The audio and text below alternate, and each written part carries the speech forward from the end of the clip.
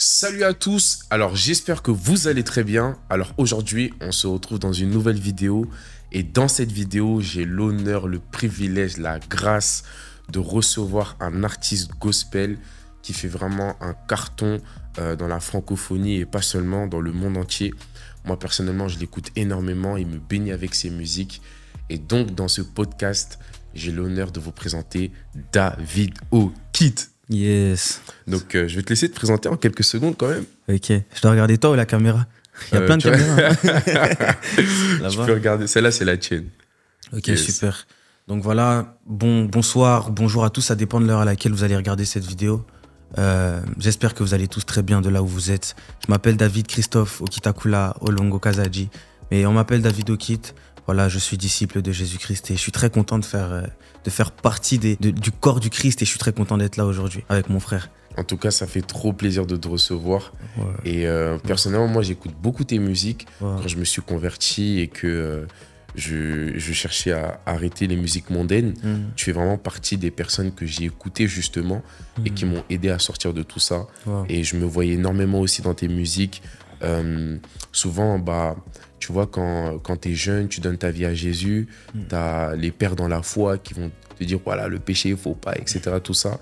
Mais tu n'as pas de jeunes qui te partagent un peu comment ils traversent les choses aussi, tu vois. Et je trouve que par rapport à ça, vraiment, tu m'as beaucoup fortifié. Et par rapport à ça, c'est vraiment une bénédiction et une grâce pour moi de te recevoir, tu vois. Et justement, tu as souvent cette tendance à raconter un peu ton histoire, comment tu es venu à Christ, tout ça. Et justement, aujourd'hui, c'est ça la DA de la vidéo, c'est de savoir un peu comment tu as donné ta vie à Jésus. Parce que là, on peut voir David O'Keefe, mais il y a dû avoir plein de choses qui se sont passées derrière, tu vois. Yes. Ouais. En fait, c'est un truc de fou parce que comment j'ai donné ma vie à Jésus, c'est une histoire qui a beaucoup de... Comment je pourrais dire ça? En fait, il y a beaucoup de choses qui se sont passées. C'est pas une histoire qui est très simple à raconter. Ouais. Donc forcément, si je prends tous les détails de l'histoire, ça risque d'être super long. Mais en gros, allez, pour résumer, mais quand même en résumé, en donnant quand même... Quelques détails. Quelques détails importants. Moi, je fais de la musique, on va dire officiellement, depuis 2017 en soi. Enfin, je fais de la musique depuis que je suis petit, officieusement, depuis que j'ai 6 ans. Ouais, depuis 6 ans, tu écrivais tes premiers textes. Ouais, j'écrivais, ouais. En fait, moi, j'étais très précoce depuis que j'ai... 4 ans, tu jouais à la Play. Exactement. Yes. PES5. Bref, je pense que les nouveaux connaissent pas. Mais il faut savoir que moi, c'était très compliqué parce que donc, quand j'ai commencé la musique, voilà, très tôt, j'ai connu une petite gloire quand même. Toute petite, mais elle était déjà là. Mais malgré tout, j'étais quand même pas heureux parce que j'avais beaucoup de frustrations qui étaient justement liées à la musique. Au fait qu'autour de moi, j'avais beaucoup d'amis, j'avais beaucoup d'artistes, rappeurs. Je me rappelle, pour citer les noms, tels que Gambi, Kaza, Tiakola. Et on va dire, on avait une génération de rookies comme ça en 2019-2020 qui arrivait. Et moi, j'étais un peu le mec un peu derrière, tu vois. Et donc forcément, ça a commencé à créer pas mal de frustrations dans mon cœur. Certes, j'étais connu, mais... J'avais l'impression que c'était pas assez. Et c'est à partir de... Enfin, non, c'est pas à partir de là, parce que pendant cette période-là aussi, c'était aussi une période où j'avais commencé à flirter avec des filles, avec beaucoup de filles, tout en sachant que j'étais en couple avec une fille. Et donc, j'étais dans l'infidélité, dans les rapports sexuels répétés. Et en fait, tout cela créait une énorme tristesse en moi, une très profonde tristesse. Et j'en suis arrivé à un point où, je me rappelle, en été 2020, tellement j'étais triste et perdu, j'ai commencé à consommer énormément d'alcool. Beaucoup d'alcool, oui. Je me rappelle que j'allais beaucoup à des soirées très bizarres. Je faisais des choses très bizarres. Je me retrouvais dans des endroits, frère. C'était pas ça, mais c'était presque des orgies, frère. Tu vois ou pas? Parce que j'étais tout simplement perdu et je sens... En fait, c'est comme si j'avais toujours voulu faire de la... Bon, pas toujours. J'avais voulu faire de la musique, j'avais envie de percer dans la musique, mais une fois que j'étais dedans... C'était pas assez, frère. Je sentais qu'il me fallait plus, il me fallait un plus. Et ce plus-là, j'arrivais à le trouver nulle part. C'est pour ça que j'enchaînais fille sur fille, rapport sur rapport. Parce que je me disais, bon, si c'est pas elle, ce sera la prochaine. En fait, tu poursuivais le bonheur, quoi. Ouais, en fait, je le cherchais. Et donc, je le cherchais partout. L'alcool, c'est pas l'alcool, c'était la fumette. Tout. Et bizarrement, plus j'avançais dans ça, plus j'étais malheureux. Et en 2020, j'ai commencé, je dirais pas la dépression parce que ça reste une maladie, mais je dirais une phase de déprime, tu vois. Et ce qui est marrant en fait dans cette histoire, c'est que pendant cette phase-là, bah, j'étais quasiment seul. J'étais tout seul. J'avais pas vraiment d'amis à cette époque-là. J'en avais peut-être quelques-uns, mais bon. Et je me rappelle d'une fois, j'avais commencé une sorte de série de freestyle qui s'appelait Malheureux. Donc j'étais un peu le mec, tu sais, à la XXXTentacion, genre le mec qui fait un peu de mélotrise. Ouais, je disais des trucs. En fait, je partageais ce que je vivais, tout simplement, que ce soit mes déceptions en termes d'amour et tout ce que je faisais, ma culpabilité, parce que forcément, bah, j'étais dans l'infidélité et tout ça, comment j'ai perdu ma copine et tout. Et ce qui est marrant, c'est que pendant cette période-là, t'as une fille qui vient m'écrire, en fait. Mais c'est pas n'importe qui. C'est la sœur jumelle d'une de mes ex-copines. À qui j'avais fait à qui j'ai fait beaucoup de mal, tu vois ou pas. Donc sa sœur jumelle vient m'écrire, et quand elle vient m'écrire, je suis en mode guet-apens, wesh. Ouais, bizarre un peu, tu vois. Sûrement elle vient me blâmer par rapport à tout ce que j'ai pu faire pour sa sœur, mais en fait non. Elle me dit ouais, est-ce que je peux t'appeler et tout. Donc elle m'appelle au téléphone et elle me dit écoute David, j'entends ce que tu fais en ce moment, mais laisse-moi te dire une chose, c'est que malgré tout ce que tu as pu faire à ma sœur ou quoi, j'aimerais te dire que Jésus t'aime, en fait, tout simplement. Wow. Au début, c'était très simple. C'était juste un Jésus t'aime. Si tu as besoin de parler, je suis là. Et tu vois, le genre de personne avec un très bon cœur. Et moi, bon, je pense que c'est des choses très simples.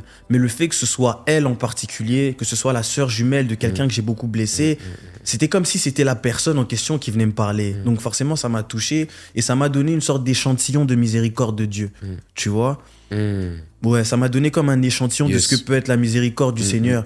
Malgré tout ce que je peux faire, ok, j'ai ressenti de l'amour et de la considération de la part de cette personne. Et j'aime souvent dire que si c'était pas elle, peut-être que quelqu'un m'aurait peut-être dit la même chose, mais ça m'aurait pas fait le même effet. Le même effet, ouais.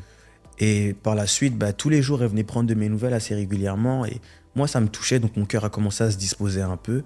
Et je me rappelle un jour, elle m'envoie un message, elle m'envoie 2 sons sur Snapchat, elle m'envoie 2 liens YouTube. Elle me dit, écoute, va écouter ces 2 chansons, ensuite reviens vers moi et dis-moi ce que t'en as pensé. C'était lesquelles? C'était Be Right, c'était... Ah, ouais. Dédicace, il regarde toujours les vidéos. En tout cas, écoute Be Right, si tu regardes cette vidéo, tu sais déjà, on en a parlé 10 000 fois. Donc c'était la chanson Bon Berger et il y avait Remplis-moi et Bon Berger. Et je me rappellerai toute ma vie, c'est après avoir écouté ces 2 morceaux que j'ai été convaincu du péché. Non. Si. Tu t'es converti avec les sons de Be Je me Right. suis converti avec du rap chrétien, frère. Mais en fait, toi et le rap chrétien, c'est une histoire d'amour. C'est ça le truc. Waouh. C'est ça le truc. Ça, c'est puissant, ça. C'est pour ça que quand les gens ils disent ouais, le rap chrétien, tout ça, frère, Ouais. ils savent pas. Parce que certes, il y avait le travail que la fille avait commencé. Ok, elle s'appelle...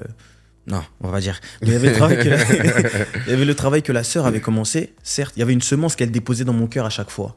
Et en fait, Be Right, c'était comme la cerise sur le gâteau. Quand c'est arrivé, j'entendais les paroles de Bon Berger, j'entendais Remplis-moi. Et frère, je me rappellerai toute ma vie, ma conversion, elle s'est faite comme ça. J'étais dans ma chambre. Et ce jour-là, j'avais bu. J'étais quasi ivre, en fait. Et j'écoutais, je me suis dit, vas-y, je vais écouter quand même.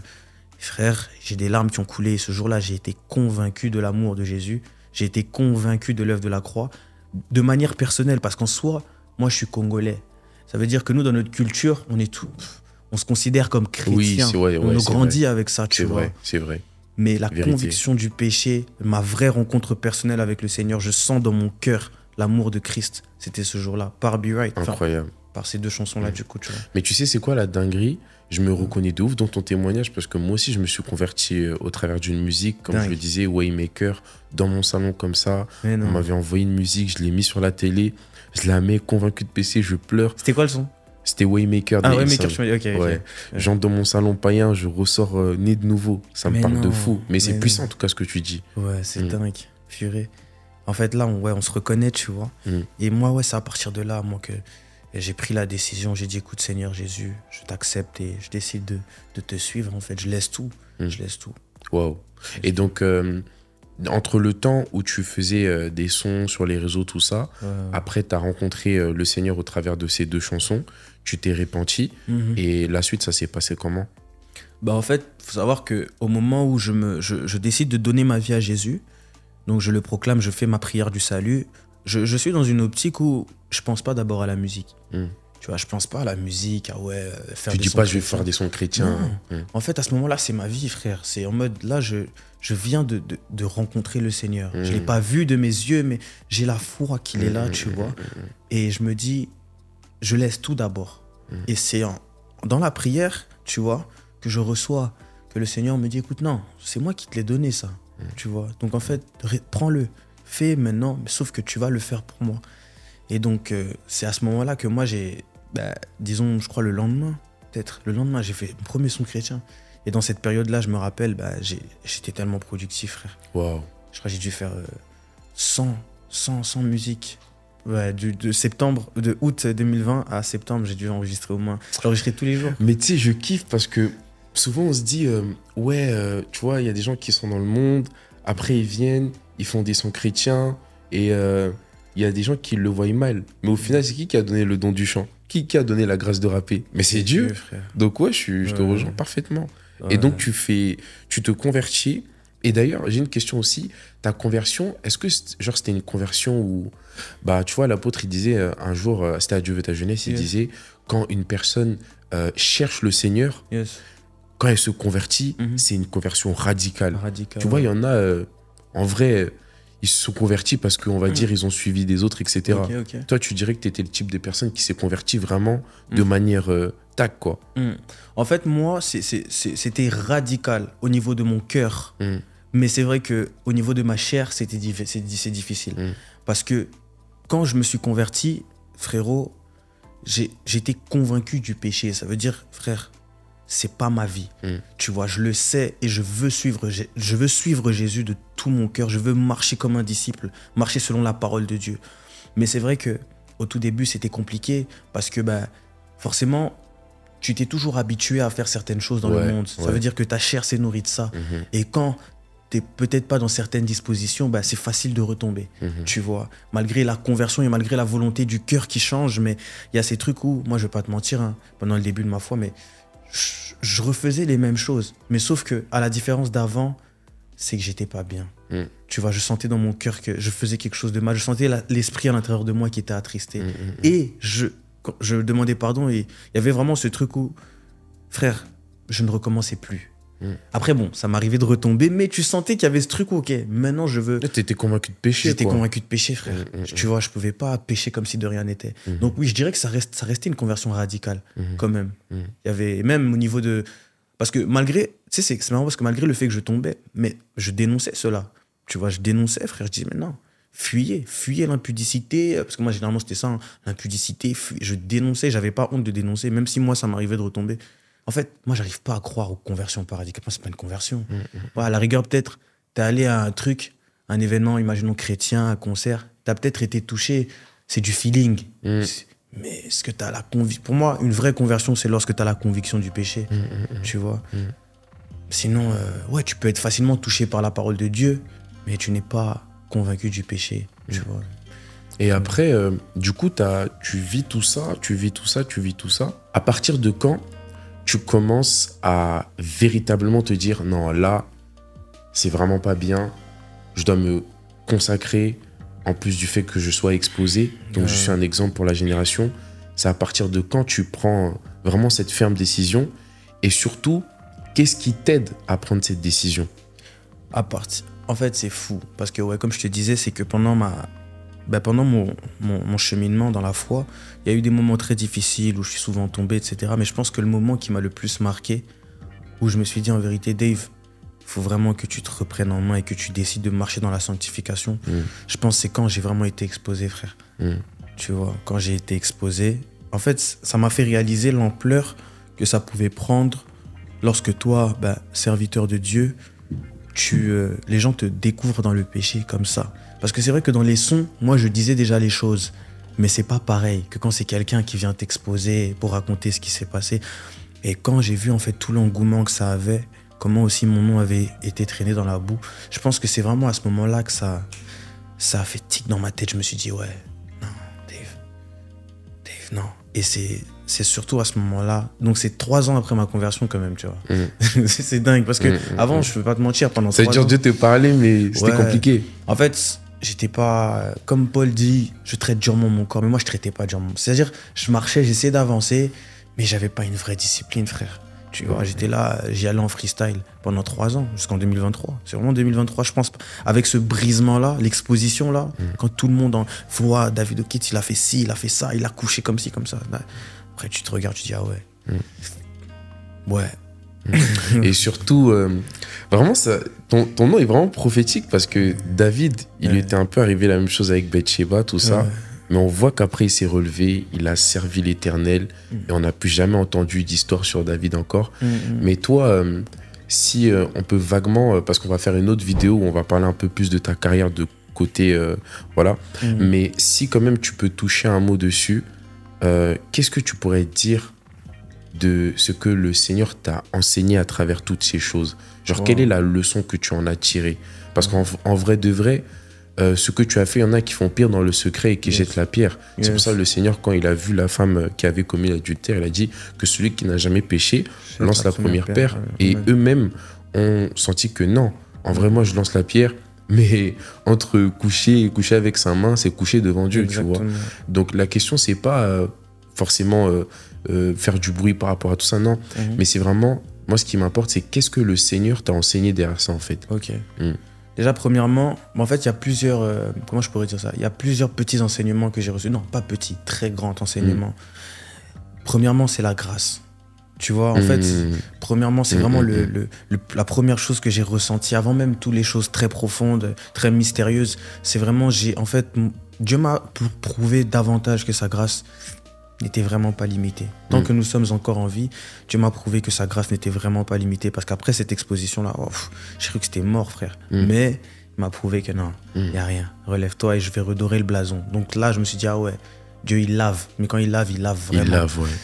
Et deuxième chose que j'ai appris, c'est le désert, le fait d'être seul à seul avec Dieu. C'était la première fois de ma vie que je me retrouvais dans une situation où j'étais juste seul avec lui. Et j'ai appris à apprécier sa présence au-delà des acclamations. Tu vois, j'ai vraiment appris à apprécier la personne de Dieu, le nom de Jésus, appris à apprécier mon intimité avec l'Esprit de Dieu.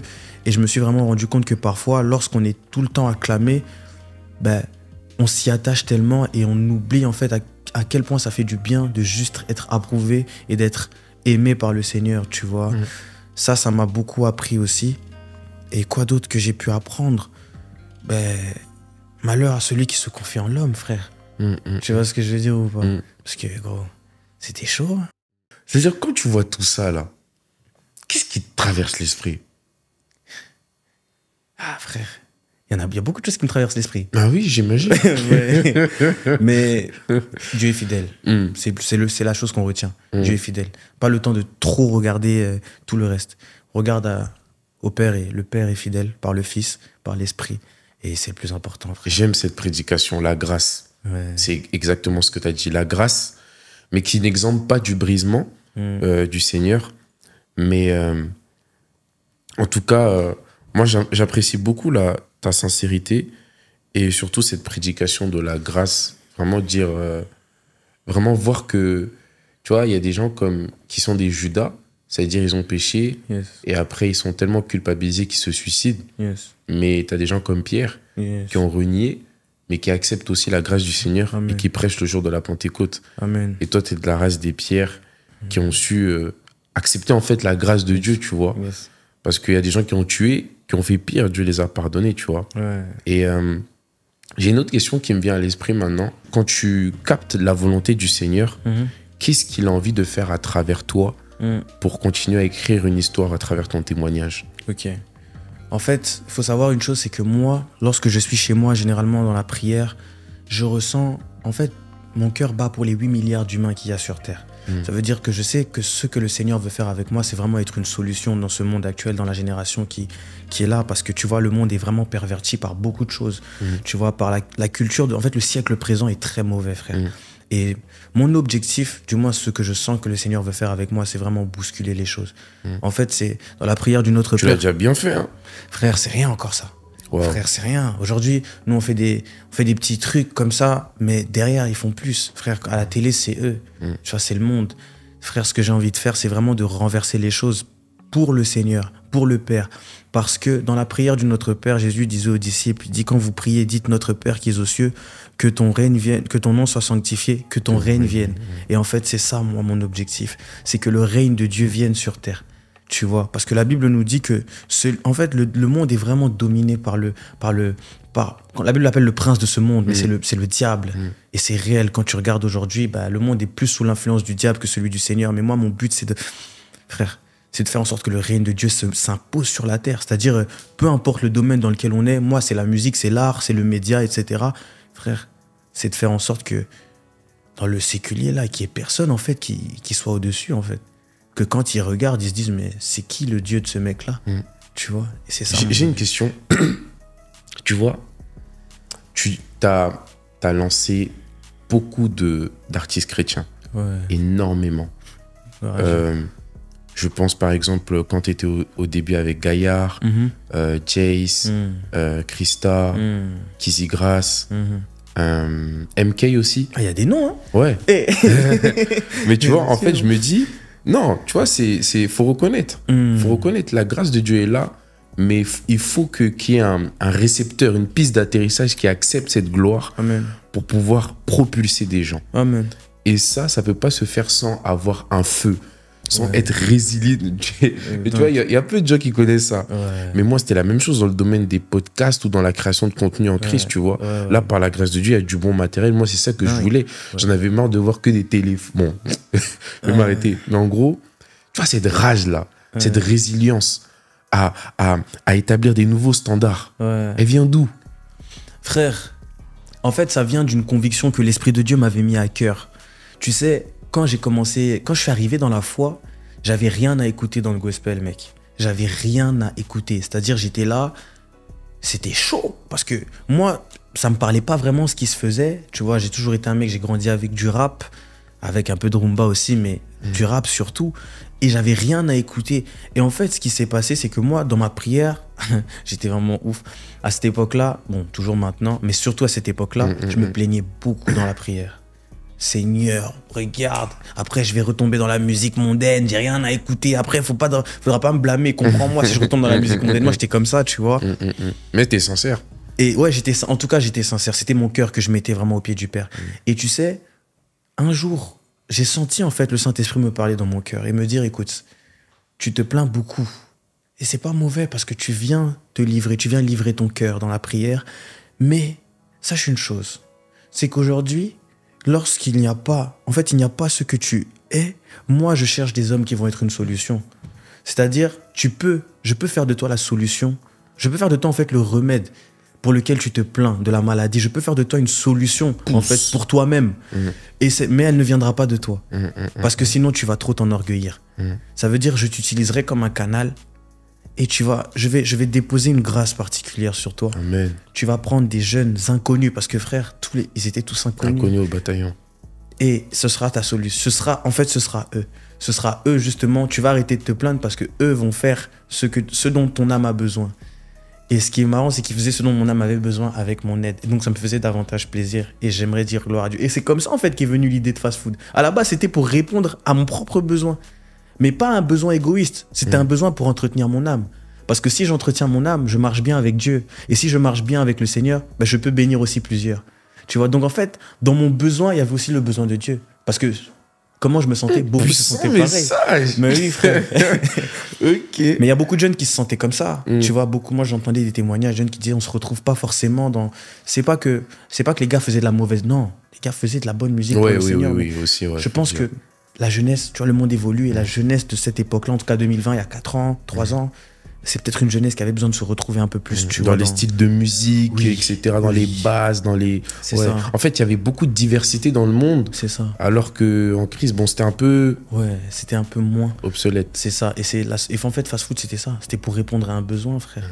Est-ce que ça veut dire qu'on était prédestiné à faire ça? Je pense même pas. C'était pour répondre à un besoin sur le moment. Et, voilà. et du coup, par rapport à ça, on est d'accord que tu n'avais pas la vision que ça allait prendre toute cette ampleur, si? Si. Ah ouais? Si. Moi, j'ai toujours été dans une. Ça, on en parlera. On en parlera dans la vidéo d'après, là. Mais j'ai toujours été dans cette mentalité où, frère, je sers le maître, le plus grand. Je sers le créateur, le souverain, l'alpha et l'oméga. Ça veut dire quand je viens au nom de l'éternel. Donc, je viens tout prendre. Moi, je suis toujours en mode, dans tout ce que je fais, je dis toujours aux gars, moi, je viens pour, la musique, je viens pour tout prendre. On les laisse rien. Tu vois, on va rien laisser. Nous allons dans le coin ennemi, nous pillons. On doit te prendre, frère. Jésus revient bientôt. Ouais, bien sûr. Ça veut dire ce truc. Mais désolé de te couper, mais là j'ai une question qui me vient à l'esprit. Ouais. Qui t'enseigne? Parce que ça, là, ça vient pas comme ça. Qui t'a transmis ce... Dingue. Premier enseignant, l'enseignant par excellence, le merveilleux Saint-Esprit. L'honorable, le merveilleux Saint-Esprit, c'est mon premier enseignant. Après, bien évidemment, on est enseigné par les différents hommes de Dieu que Dieu a placés dans cette génération, mais en particulier, moi, je suis un membre de l'église MFD à l'heure actuelle. Donc voilà, je suis MFD Bruxelles, donc avec le pasteur Ange Quentin, ouais. C'est ça, d'ailleurs, je lui fais une grosse dédicace. Et sous l'autorité de l'apôtre Axel Lévy. Donc là, en tout cas, les hommes que Dieu a suscités sur cette terre des hommes pour m'enseigner, en tout cas en cette saison, c'est l'apôtre Axel Lévy par le pasteur Ange Quentin aussi. Okay. Donc voilà, c'est ça. Tu vois, quand tu vois tout ton témoignage, quelle est la chose que tu peux dire à quelqu'un, ne commets pas cette erreur, qui, d'apparence, ne ressemble pas forcément à une erreur? Tu sais c'est quoi? Truc de fou. Je vais te dire c'est quoi? C'est accepter l'honneur.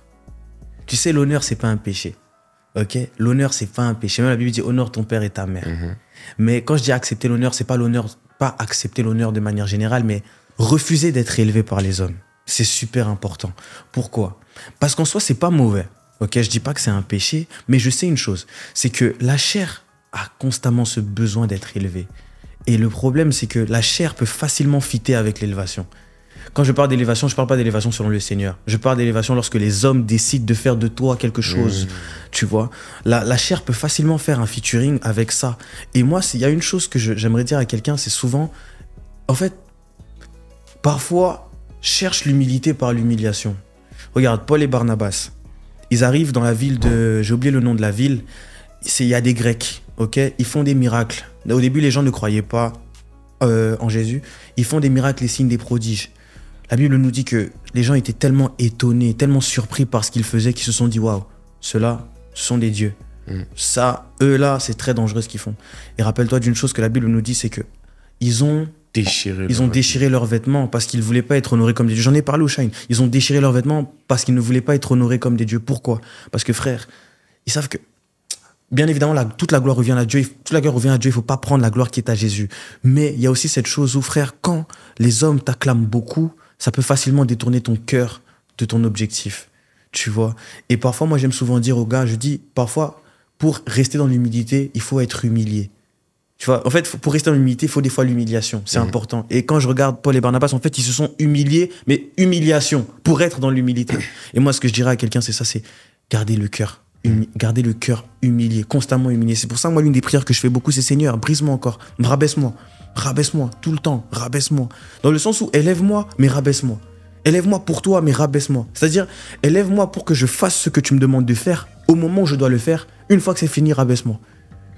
Ramène-moi chez moi où ma mère m'engueule, où elle me dit va jeter la poubelle. C'est ça qui cultive mon cœur. Ramène-moi chez mon père spirituel qui me tape la tête là, comme un petit. Même si dès que j'ai fini d'être sur la chair, où je parle de toi, rabaisse-moi. Ramène-moi là-bas, là, dans les fins fonds là, où les gens, ils me regardent prendre le métro. Comme ça me démystifie et c'est ça qui me permet de garder mon cœur. C'est ça, moi je dirais, garder son cœur, constamment, le cœur. Garder son cœur dans l'humilité, garder son cœur, refuser les... Nous, même quand des fois, on est invité dans les églises, on veut nous mettre devant. Frère, tu sais ce qu'on fait, nous, maintenant? Maintenant, je dis bien maintenant, on préfère rester derrière. Nous, quand on fait les concerts, par exemple, moi, je refuse qu'on m'annonce. Faites du bruit pour... Non. Donnez-moi le micro, laissez-moi entrer pendant le moment de louange ou d'adoration, laissez-moi entrer dans cette atmosphère et de commencer à faire ce que je dois faire. C'est ça, garder le cœur constamment rabaissé, frère. C'est ça qui va vraiment nous... Moi, en tout cas, c'est ce qui m'aide. Et je sais que c'est pas encore fini, mais je dois encore davantage être brisé, frère, pour rester dans l'humilité. En fait, moi, ce que j'aime beaucoup avec toi, c'est que tu as une manière de faire qui est totalement différente, mais qui a pour objectif que le Christ soit glorifié. Amen, frère. Et ça, c'est incroyable. Amen. Sinon, il n'y aurait pas eu tous ces fruits, tu vois. Amen. Non, vraiment, c'est très puissant. Dis-moi, est-ce que tu penses que c'était nécessaire pour toi d'avoir vécu tout ce que tu as vécu? En fait, dingue, parce que oui et non. Dans le sens où je pense qu'il y a certains brisements qui qui devaient venir dans ma vie assurément, mais je pense que Dieu aurait pu les envoyer différemment. Comme Job. Job, il avait rien demandé. Dieu l'a quand même brisé. Dieu a permis au diable de toucher à sa vie. Mais c'est pas Job qui a attiré des malédictions. Moi, c'était nécessaire dans le sens où c'est par cela que Dieu a fait en sorte que mon témoignage soit davantage en fait renforcé. C'est par cela que Dieu a davantage augmenté ma soif de lui. Mais malheureusement, j'avais quand même péché. Donc j'avais quand même perdu quelque chose. Donc nécessaire à cause de ce que ça a engendré par la suite, par la grâce de Dieu. Mais pas nécessaire parce que je n'aurais pas dû pécher, frère. Tu vois ce que je veux dire? Très bien, très bien. Donc c'est ça. En vrai, oui. En fait, t'aurais pu éviter des combats. Ouais, j'aurais pu éviter beaucoup de combats, tu vois. Mais bon, la finalité est bonne par la grâce du Seigneur. Parce que voilà, Dieu change le mal en bien lorsqu'on décide vraiment de marcher selon sa parole. Et en vrai... Donc oui et non, en vrai. Oui et non, frère. Oui et non. Et après, j'ai une autre question. Tu vois, par rapport à tout ça, ça a dû te créer tellement d'ennemis, tellement de jaloux, des gens qui ont des raisons, d'autres qui n'en ont pas. Bref, ça a dû créer tellement de choses autour de toi. Et il y a une question vraiment qui me vient dans le cœur, c'est comment tu as pardonné? Parce que tu vois, on en reparlera dans l'autre vidéo, hein, mais il y a des choses, il y a des points sur lesquels tu n'as pas forcément été d'accord par rapport à certaines choses qu'on t'a dites. Et comment tu fais pour pardonner? Parce que c'est pas une embrouille ou une dispute dans le monde. On est en Christ, donc on a certains principes à respecter, même dans ce cadre-là, tu vois. Et comment tu as fait pour pardonner ça, en fait? Frère, le cœur de Dieu, tout simplement. Quand la Bible dit « cherchez d'abord le royaume et sa justice », en fait, c'est réel.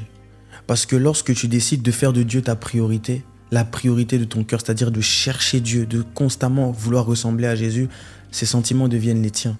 Ça veut dire quand la Bible dit « oui, pardonne-nous nos péchés comme nous pardonnons aussi à ceux qui nous ont offensés », c'est vraiment vrai dans le sens où, de la même façon que Dieu te pardonne, ainsi tu arriveras à pardonner les autres. Mais ça, c'est pas possible de le faire si les sentiments de Dieu ne sont pas en toi. Et pour que les sentiments de Dieu soient en toi, il faut le chercher, frère. Moi, je te dis la vérité, c'est vraiment cela. C'est vraiment par... En fait, c'est une grâce d'avoir... de tellement chercher le cœur de Dieu. Et au final, c'est ça qui nous aide à pardonner les autres. C'était difficile pour toi? Non. C'est pas difficile de pardonner. C'est difficile de chercher le cœur de Dieu. Parce qu'en fait, le pardon, c'est simplement une conséquence, en vrai. Je te promets, c'est juste une conséquence. Quand les sentiments de Dieu sont à l'intérieur de toi, frère, tu pardonneras facilement. Mais c'est maintenant le fait de constamment chercher le cœur de Dieu qui, parfois, c'est chaud. Parce que le diable sait que, ça là, si tu arrives à trouver ça, mais tu vas tellement pardonner facilement. La vérité, tu vas tellement pardonner facilement. Je suis devenu, tu vois, le chill guy, là. Je l'ai bien dans les poches comme ça, maintenant. Juste un chill mec qui fait du rap. Un chill mec qui fait du rap, qui pardonne tout le monde. Non, en tout cas, pardonner, oui. J'ai pu pardonner n'importe qui, mais c'est une grâce. Je ne peux pas m'enorgueillir d'avoir pardonné les gens. C'est une grâce, frère. Parce que le David que moi je connais là, non, sans le Seigneur, sans Jésus, non, impossible. Impossible. Non, moi, j'étais trop rancunier, frère. Je sais pas pour toi, mais moi, j'étais... Non, moi, j'étais trop orgueilleux, bien sûr. Oui. C'est vrai, j'étais rancunier, orgueilleux, tout ce qu'il faut. Là, des fois, même quand je pardonne, des fois, même, je suis choqué, je regarde en arrière, je regarde le rétro, je dis, Seigneur, tu m'as fait grâce. Hein. Tu vois. Et ouais, non, en tout cas... Dans ton témoignage, si tu peux donner 3 anecdotes qui t'ont marqué depuis que tu es en Christ. 3 anecdotes? Yes. Il faut savoir que à l'époque, quand on a commencé Fast Food Music Christ, il faut savoir que, en gros, voilà, je commençais le recrutement des gars et tout. Les gars venaient. Un jour, il y avait... ça me concerne pas directement, mais c'était trop drôle. En fait, c'était pour te prouver à quel point on était trop zélés, frère. Ça veut dire, moi, j'ai recruté... Donc, il y avait déjà Christa, il y avait Adam, il y avait Gaillard, il y avait Kizzy, il y avait tout ça. Ils étaient déjà dans Fast Food. Et il y avait MK qui venait d'arriver dans Fast Food. Et on devait faire on devait tous se voir en Belgique, en fait, parce qu'on devait faire un petit truc comme ça chez moi. Et on devait faire des clips. MK, il venait à peine d'arriver en Belgique, frère. On l'a fait faire 3 clips en une nuit. Le pote. Et on était trop zélés. Il a même pas posé ses affaires. Il venait d'arriver à la gare. Il a même pas posé ses affaires. On est parti faire un clip direct. Et c'est marrant parce que quand j'y pense, je me dis, mais en fait, on était tellement zélés. On l'est toujours, bien évidemment, mais c'est un truc de fou de se dire que, frère, être direct. Et je crois qu'on était comme ça jusqu'à 1h du matin. Et ça me fait rire à chaque fois quand j'y pense. C'est le mec qui vient d'arriver, première fois. En fait, on n'a même pas... Carrément, il n'y avait même pas de ouais. C'était la première fois qu'on le voyait. Hein. Il n'y avait pas de ouais. Frangin, viens, on se pose, viens, on va manger, on discute un peu. Direct, on clip. Direct, clip par clip. Et il était chaud. Il était chaud. il se donnait à fond. Et c'était marrant. J'ai pensé, c'était très marrant. Après, il y a quoi comme anecdote aussi? Ah ouais. Il faut savoir que quand j'ai commencé Fast Food Music Chris, je me rappelle avec Christa Marguerite, on... Je rigole prophétiquement. Frère, tu connais, elle avait reçu de l'argent pour... je sais plus c'était pourquoi, je crois que c'était son argent de l'année. Tu vois, c'est genre, comme elle faisait des études et tout, elle avait reçu maintenant une sorte d'argent de poche de toute l'année. Maintenant, moi, à cette époque-là, j'étais broke. J'avais rien, frère. Quand j'ai commencé Fast Food, je me rappelle, moi, j'avais arrêté la fac. Et en fait, je touchais plus d'aides. Donc, parce que quand tu vas à la fac en Belgique, tu touches ce qu'on appelle le CPAS. Tu vois, quand tu cherches un boulot étudiant en même temps. Moi, j'avais arrêté, c'est-à-dire, moi, je touchais plus rien, frère. La vérité est, Christa avait reçu de l'argent. Frère, c'était une somme à, je crois, 4 ou 5 chiffres. Frère, on a pris tout l'argent, on a fait des pulls Fast Food. On en a vendu à tout casser 10. Et tout... Et vous avez fini l'argent. Et puis, comme on a vu, on vendait pas de pulls, on a commencé à les donner. Ouais, on vendait pas de pulls, on a fini tout l'argent, frère. Mais non. Je t'ai dit la vérité, en 2-3 mois, tu l'avais dans une galère. Et le pire, en fait, on comptait vraiment sur les articles, tu vois, pour faire retour sur investissement. Frère, on n'a rien vendu. On a vendu 10 pulls à tout casser. Ça y est, on en a eu marre, on a commencé à offrir les pulls à qui le voulait. Et au final, on s'est retrouvé broke, frère, on n'avait plus rien. Incroyable. Mais Dieu nous a fait grâce, bro. Eh ben, dis donc. Ouais. Waouh. Donc c'était un peu ça. Là, c'est pas des anecdotes tant dans le témoignage, mais c'est plus dans quand j'étais déjà en Christ en vrai. Ouais. Mais c'est marrant quand j'y pense. Ouais. Dis-moi, j'ai une question qui me vient à l'esprit. Est-ce qu'un jour tu devrais être pasteur? Waouh. Est-ce qu'un jour... Bon, pour te répondre sincèrement, moi je me vois être tout ce que Dieu voudra que je sois. Genre j'ai pas... C'est vrai qu'au début j'avais un peu du mal quand les gens me disaient ouais, tu te verrais pasteur et tout. Je me disais non. Mais après, je me rends compte d'une chose, c'est que ce qui compte vraiment, c'est de répondre aux besoins du Père. Ça veut dire, frère, je me vois tout ce que Dieu veut. Je sais pas qu'est-ce... Bon, je sais déjà. Mais, frère, ça me dérange pas. Tant que c'est pour le Seigneur. En fait, parce que moi, dans ma tête, j'enlève le côté d'abord pastoral. Je prends d'abord le côté disciple. Donc oui, je sais que le pasteur est une conséquence du discipolat. Donc oui, si c'est pour Dieu, si c'est pour le Père, au nom de Jésus-Christ, sans blague, avec plaisir. Tant que Dieu peut être glorifié à travers mon service, frère, je me vois tout. Partout où Dieu veut m'emmener, je me vois. Pasteur, je me vois. Prophète, je me vois. Apôtre, je me vois. Docteur, je me vois. Évangéliste, je me vois. En fait, tu fais tout pour lui, quoi. Tout, frère. Tout pour Jésus. Peu importe, tout. Tant que c'est pour Jésus, c'est bon. Si tu pouvais résumer toute ton histoire avec le Seigneur, tout ce que tu as vécu au fil des années, etc. Parce qu'en vrai, on s'est senti grandir avec toi. Tu as toujours été exposé, on s'est senti grandir avec toi. C'est comme si... on te connaît, tu vois. C'est comme si vous faites partie de ma famille. Exactement, en fait. exactement. Dingue. Et même moi, par exemple, sur les réseaux, parce qu'avant, moi aussi, je faisais du contenu dans le monde avec ma famille, ma soeur, tout ça. Ok, lourd. Donc, je sais ce que ça fait un peu quand tu grandis avec une communauté, avec des gens, tout ça, tu vois. Et toi, c'est quoi le mot, l'enseignement que tu aimerais donner, dire à quelqu'un par rapport à tout ce que tu as vécu? Par rapport à tout ce que j'ai vécu, l'enseignement que je pourrais dire à quelqu'un, c'est, comme tu l'as dit, c'est qu'ils ont vu, en fait, ils ont suivi mon parcours de très près. Et en fait, je pense que l'enseignement, c'est juste c'est pas tant un enseignement, mais c'est plus un rappel. Ne m'idéalisez pas. Parce que vous avez vu, tu sais, il y a beaucoup de gens aujourd'hui, des fois sur les réseaux, frère, c'est un peu des idolâtres, surtout dans les commentaires. Et quand tu vois à quel point j'ai été exposé dans ma vie, le nombre d'erreurs que j'ai pu faire, même que moi-même j'ai pu dénoncer dans mes sons, tu te rends compte d'une chose, c'est que, ah ouais, certes, il est connu, certes, il fait des choses bien, mais en fait, ça reste quelqu'un qui peut manifester parfois certaines imperfections malgré le fait qu'il soit un frère en Christ. Donc c'est vraiment ça, c'est n'idéalisez pas les serviteurs de Dieu.